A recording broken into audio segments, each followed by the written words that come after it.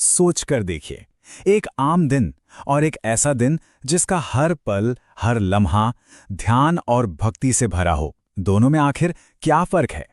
आज हम इसी को समझेंगे कि कैसे इस्लामी परंपरा में रोज के काम भी एक गहरी आध्यात्मिक प्रैक्टिस का हिस्सा बन जाते हैं। हाँ, तो सवाल यही उठता है, रोजमर्रा के काम आखिर पवित्र अनुष्ठान बन कैसे सकते हैं? और ये सवाल पता है, सिर्फ किसी एक मजहब के बारे में नहीं है। ये हम सबको सोचने पर मजबूर करता है कि क्या हमारे साधारण से काम जैसे खाना पीना या सोना, क्या इनका भी कोई गहरा मतलब हो सकता है? इस सोच की जो बुनियाद है ना, वो एक बहुत ही सरल लेकिन बहुत गहरे विचार पर टिकी हुई है। विचार ये है कि जिंदगी का हर पल, लिटरली हर पल, एक पवित्र अनुष्ठान हो सकता है। लेकिन कैसे? आइए इसी को समझते हैं। इसका जवाब सुन्नत में मिलता है। सुन्नत का मतलब क्या है? सुन्नत मतलब पैगंबर मोहम्मद का तरीका, उनकी आदतें, उनकी शिक्षाएं। समझ लीजिए, ये एक तरह का ब्लूप्रिंट है, एक गाइड जो रोजमर्रा की जिंदगी को सिर्फ काटने के बजाय उसे पूरी चेतना और एक मकसद के साथ जीने का रास्ता दिखाती है। तो इस्लामी दिन की शुरुआत होती है पवित्रता से, यानी शुद्धिकरण से। और ये सिर्फ बाहरी सफाई नहीं है, बिल्कुल नहीं। ये नमाज के लिए तन और मन दोनों को तैयार करने का एक प्रोसेस है। एक तरह से ये दिन की बाकी सारी गतिविधियों के लिए एक साफ और शांत मन की नींव रखती हैं। इस तैयारी का जो सबसे मुकम्मल रूप है वो है गुस्ल, यानी पूरे शरीर का स्नान। इसके 3 फर्ज हिस्से हैं जिन्हें करना ही होता है। पहला, अच्छी तरह से कुल्ली करना। दूसरा, नाक के नर्म हिस्से तक पानी पहुंचाना। और तीसरा, पूरे बदन को इस तरह धोना कि कोई भी हिस्सा सूखा ना रहे। ये सिर्फ शारीरिक शुद्धि नहीं है, ये एक तरह से खुद को पूरी तरह से रिफ्रेश करने और आध्यात्मिक रूप से एक नई शुरुआत करने का प्रतीक है। और फिर आता है वुजू, जो हर नमाज से पहले किया जाता है। ये एक छोटा आंशिक शुद्धिकरण है। इसके 4 सबसे जरूरी स्टेप्स हैं। चेहरा धोना, बालों की शुरुआत से ठोड़ी तक। दोनों हाथों को कोहनियों तक धोना। अपने गीले हाथों से सिर के 1/4 हिस्से पर मसह करना, यानी उसे पोंछना। और आखिर में दोनों पैरों को टखनों तक धोना। ये प्रैक्टिस दिन में कई बार होती है, जो हमें बार बार रुककर ताजगी महसूस करने और आने वाली इबादत पर फोकस करने का मौका देती है।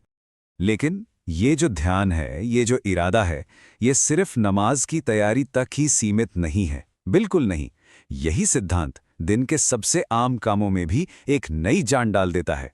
जैसे कि खाना, इतना रोज का काम है ना? लेकिन ये भी एक ध्यानपूर्ण अभ्यास बन जाता है। सीधे हाथ से खाना, बिस्मिल्लाह कहकर शुरू करना और खाने में कोई कमी ना निकालना। ये छोटी छोटी आदतें हैं, लेकिन ये खाने को सिर्फ पेट भरने वाली क्रिया से ऊपर उठा देती हैं। ये उसे ईश्वर के दिए हुए रिस्क के लिए एक सम्मान और शुक्रगुजारी का मौका बना देती हैं। पानी पीने जैसी साधारण चीज भी बिल्कुल इसी तरह ध्यान का एक पल बन जाती है। सीधे हाथ से बैठकर बिस्मिल्लाह से शुरू करना, 3 सांसों में पीना और फिर अल्हम्दुलिल्लाह, यानी ईश्वर का शुक्र है कहकर खत्म करना। ये हमें याद दिलाता है कि जीवन की सबसे बुनियादी चीजों को भी हल्के में नहीं लेना चाहिए, बल्कि हर घूंट के लिए शुक्रगुजार होना चाहिए। और अब आते हैं उस केंद्रीय स्तंभ पर जिसके चारों ओर ये पूरा दिन बुना जाता है, और वो है नमाज, यानी इस्लामी प्रार्थना। दिन को 5 नमाजों के जरिए एक आध्यात्मिक लय दी गई है। फज्र की नमाज दिन शुरू होने से ठीक पहले, जोहर और अस्र दोपहर और शाम में, मगरिब सूरज डूबते ही और इशा रात के सुकून में। ये समय हमें दिन भर की भाग दौड़ के बीच रुकने, जुड़ने और अपने मकसद को याद करने का मौका देते हैं। नमाज शुरू करने से पहले कुछ बाहरी शर्तें पूरी करनी होती हैं। समझ लीजिए, ये एक सही माहौल बनाने जैसा है। इसमें शरीर, कपड़ों और जगह तीनों की पवित्रता शामिल है। इसके अलावा सही वक्त पर नमाज पढ़ना, किबला यानी काबा की दिशा में मुंह करना, और हाँ, सबसे जरूरी, दिल में नमाज पढ़ने का सच्चा इरादा यानी नियत करना। ये सब चीजें मिलकर ध्यान केंद्रित करने में मदद करती हैं। अब आते हैं नमाज के अंदर। इसके 6 मुख्य आंतरिक स्तंभ हैं जो इसका ढांचा बनाते हैं। शुरुआत होती है अल्लाहु अकबर कहने से। ये एक तरह से दुनिया से ध्यान हटाकर ईश्वर की तरफ लगाने का संकेत है।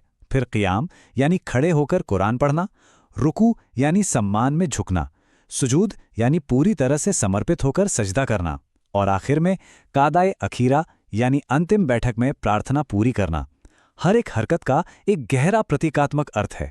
तो एक आदर्श नमाज में पूरा समर्पण और ध्यान होता है, लेकिन ऐसी कौन सी चीजें हैं जो इस गहरे जुड़ाव को तोड़ सकती हैं, जिससे इबादत, आप जानते हैं, अमान्य हो सकती हैं?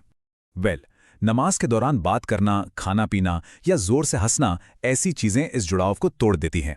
यहां तक कि बिना किसी ठोस वजह के किबला से अपना रुख फेर लेना भी नमाज को अमान्य कर सकता है। इन सभी नियमों का बस एक ही मकसद है, प्रार्थना के दौरान पूरा ध्यान और अटूट भक्ति बनाए रखना। और जैसे दिन की शुरुआत एक इरादे से हुई थी, ठीक वैसे ही इसका अंत भी होता है। दिन भर की भागदौड़ के बाद सोने से पहले के पल, उन्हें भी पूरे ध्यान और सुकून के साथ बिताया जाता है। सोने की तैयारी, ये भी एक शांत अनुष्ठान है। सोने से पहले वज़ू करना, बिस्तर साफ करना और कुरान की कुछ खास आयतें पढ़ना। फिर दाईं करवट पर दाहिना हाथ गाल के नीचे रखकर लेटना। ये सब क्या दिखाता है? ये दिखाता है कि आराम का वक्त भी पूरी चेतना और ईश्वर पर भरोसे के साथ बिताया जाता है, इस उम्मीद में कि अगले दिन सुरक्षित उठेंगे। तो जब हम इन सभी छोटी बड़ी आदतों को एक साथ जोड़कर देखते हैं, मेरा मतलब है खाने से लेकर सोने तक और दिन भर की नमाजों तक, तो हमें इसके पीछे की जो गहरी फिलॉसफी है ना, वो साफ दिखाई देती है। ये सब मिलकर एक साधारण दिन को ईश्वर की याद और उसकी नेमतों के लिए शुक्रगुजारी की एक निरंतर प्रैक्टिस में बदल देते हैं। असल में ये रोजमर्रा की जिंदगी में ही पवित्रता खोजने का एक तरीका है, एक तरीका जो साधारण को असाधारण बना देता है। और ये चीज हम सबको सोचने पर मजबूर करती है ना, कि हम अपनी रोजमर्रा की जिंदगी में किन कामों को और ज्यादा ध्यान और एक गहरे इरादे के साथ कर सकते हैं। क्या पता, शायद वही हमारे जीवन को भी एक नया मतलब दे सके।